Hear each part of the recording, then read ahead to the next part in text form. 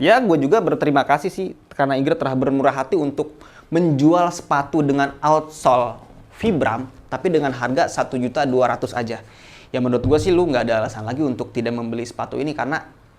Oh, hai! Selamat datang lagi di channel gue Bang IQ TV. Nggak tahu kenapa nih, semenjak kemarin kasus Igernya viral, banyak banget yang nanyain barang-barang Iger. Di komentar video gua, di DM gua itu banyak yang nanyain produk-produk Iger. Dan banyak banget yang nanyain sepatu Iger seri ini. Ini adalah Eagle Plum 2.0.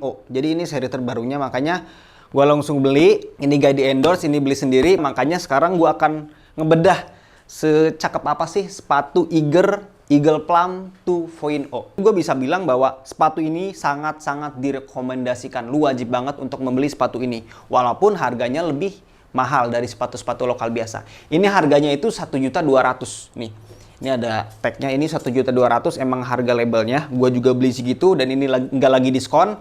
Kalau jaket kemarin kan lagi diskon 50%, kalau ini nggak, ini harga normal 1.200.000 rupiah. Kenapa alasannya lu harus beli sepatu ini? Yuk kita bahas bareng-bareng. Gue akan ngebahas dari teknologinya dulu. Teknologi yang disuguhkan oleh sepatu Eagle Plum 2.0 ini adalah Tropic Seal. Jadi Tropic Seal itu pastinya untuk mempertahankan sepatu ini dari air hujan, yaitu waterproof breathable untuk sepatu ini sendiri. Kalau sepatu itu yang pertama ditanyain waterproof atau enggak bang? Ini jelas-jelas waterproof karena udah memakai teknologi Tropical Seal. Nah, gue akan ngebahas dari desainnya dulu nih. Pertama kali gue masuk toko Iger, dan ini adalah sepatu yang menarik perhatian gue banget. Tuh bisa lihat tuh desainnya. Ini tuh gue bisa bilang desainnya itu ganteng banget, asli dah. Ini pokoknya tuh keren banget dan tampan banget lah. Huruf Iger yang ditempel di sini tuh nggak ngeganggu. Dan ketika gue pertama kali lihat sepatu ini, gue langsung mikir, ini keren nih kalau dipakai ke gunung ataupun dipakai harian. Dan apalagi dipakai riding, ini benar-benar keren banget. Spesifikasi sekeren ini seharusnya jangan dijual dengan seharga segini. Ini masih bisa dijual dengan harga 2 jutaan menurut gue. 2 juta, 2,1. Tapi Iger tetap bermurah hati untuk memberikan harga 1.200.000. Ayo kita bahas untuk si bahannya. Gue akan mulai dari uppernya dulu, di bagian atasnya dulu. Nah, untuk si bagian atasnya ini memakai bahan nubek nih. Untuk si bahan yang berwarna grey ini nih, warna abu-abu ini memakai bahan nubek. Nah, nubek ini tuh kalau kita berbicara tingkatan paling rendah itu ada sweat, terus nubek itu di tengah-tengah, terus ada yang paling tinggi adalah full grain. Jadi nubek pun udah sangat-sangat bagus. Cuman emang kalau kita lihat tingkatannya ini masih di bawah full grain. Tapi di bawah nubek ada sweat. Nah, untuk di bagian yang nantinya menyentuh tumit kita nih, bagian atas ini memakai bahan sweat. Bisa lu lihat kalau bahan nubek tuh kayak gini nih.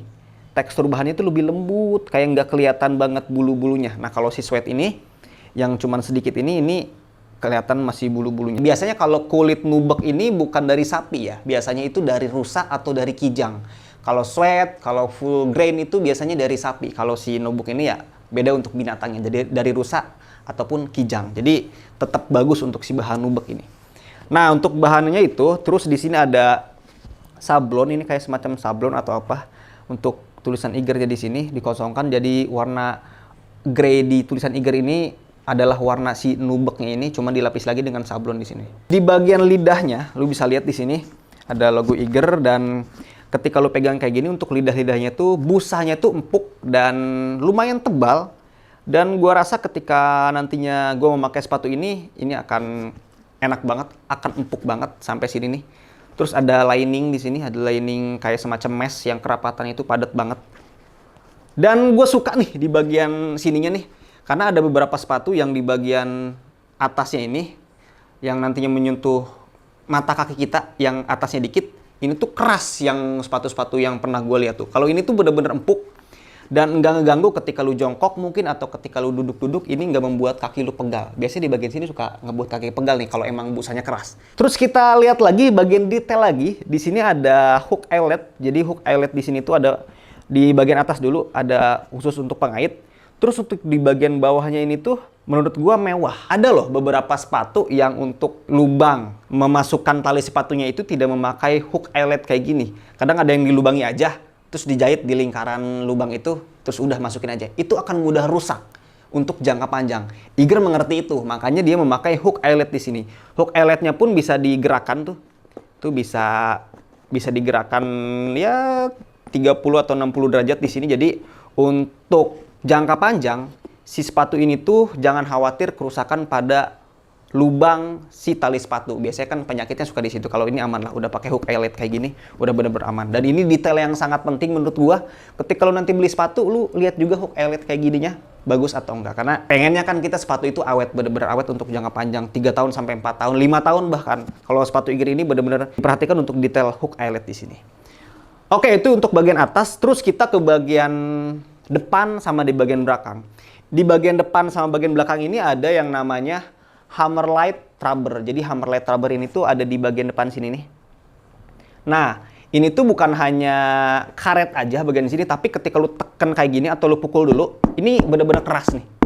Tuh bagian depannya. Dan ketika lu tekan kayak gini tuh bener-bener keras di bagian depannya. Karena memang Hammerlight rubber ini fungsinya nantinya untuk melindungi jari-jari kalian. Ketika terbentur bebatuan mungkin atau ketika jatuh, membuat jari-jari kalian tetap aman di bagian depan sini nih. Tapi kalau depan doang tuh sebenarnya nggak melindungi sepenuhnya kaki, makanya di bagian belakang ya, di sini berbahan keras juga di sini nih. Di sini ada rubber juga yang nantinya si bagian belakang ini dan bagian depan ini bekerja sama untuk membuat kaki kita stabil ketika berdiri, apalagi membawa beban carrier. Menurut gua sih itu bagian penting juga yang harus diperhatikan lu ketika nanti memilih sepatu. Di bagian depan ini keras atau enggak, di bagian belakangnya keras atau enggak, karena itu nantinya untuk melindungi dan untuk menstabilkan posisi badan lu ketika membawa beban di perjalanan pendakian. Si detail kecil ini tuh kalau lihat ini ada lubang-lubang kecil, ini namanya quarter pouch hole. Fungsinya buat apaan sih bang? Fungsi dari quarter pouch hole ini untuk sirkulasi udara biar lebih lancar. Itu untuk bagian upper. Nah, untuk membran atau lapisan waterproof yang digunakan oleh sepatu ini adalah menggunakan Tropic Seal, dan ini udah waterproof breathable. Seperti yang gua jelasin di video jaket sebelumnya, lu harus penting banget ketika lu memilih sepatu waterproof aja atau sepatu waterproof breathable. Menurut gua lu harus memilih sepatu waterproof breathable. Sama seperti jaket sebenarnya sifatnya. Karena ketika kaki lu berada di dalam sepatu dan lu berjalan dengan membawa beban, kaki lu itu akan mengeluarkan uap dan mengeluarkan panas. Dan akhirnya ketika uap dan panas itu tidak bisa dikeluarkan, itu akan menjadi keringat. Dan keringat itu air basah yang akan nantinya menempel di kaki kalian.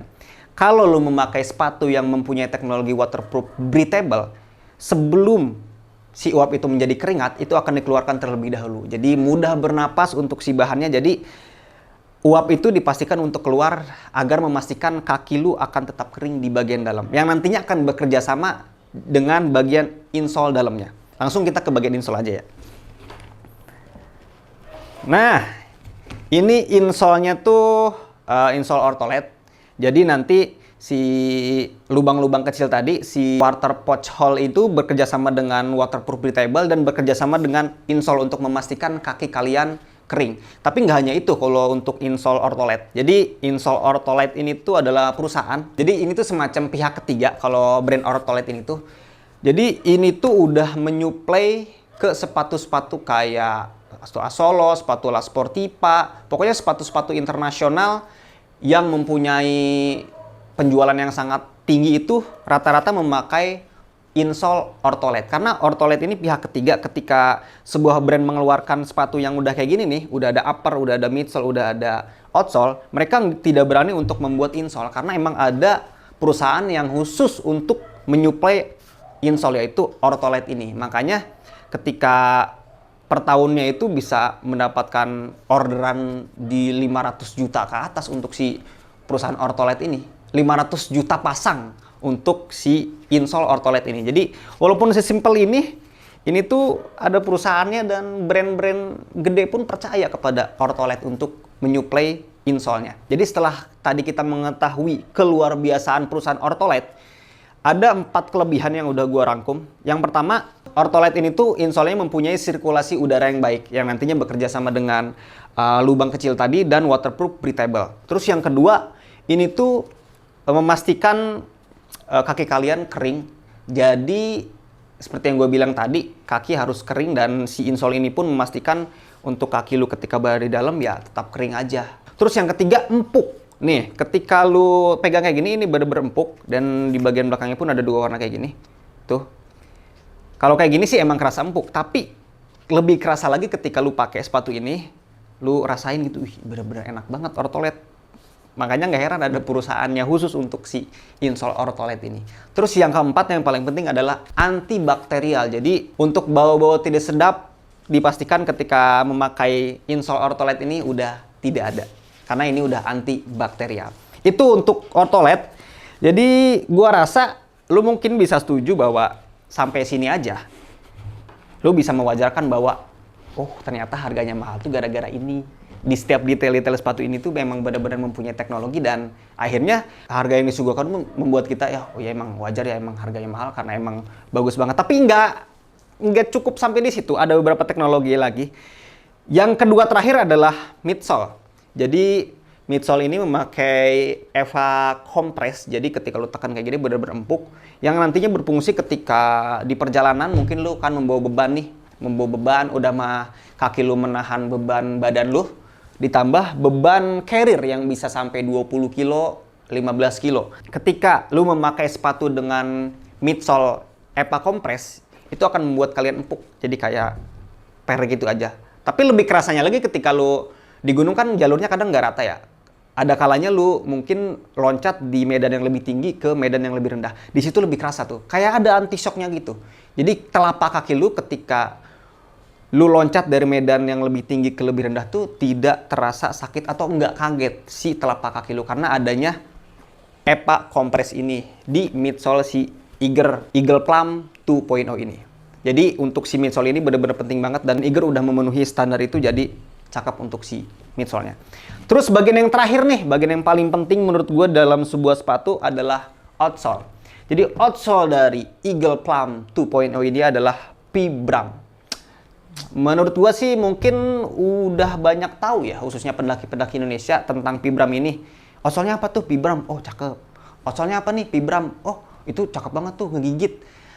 Memang kayak gitu kenyataannya. Tapi gua bisa kasih tahu lagi bahwa Vibram itu sekeren apa sih? Yang pertama, Vibram itu biasanya digunakan di sepatu-sepatu mahal, kayak sepatu-sepatu Asolo, sepatu-sepatu La Sportiva, Columbia mungkin, dan harganya itu nggak ada yang di bawah 2 juta.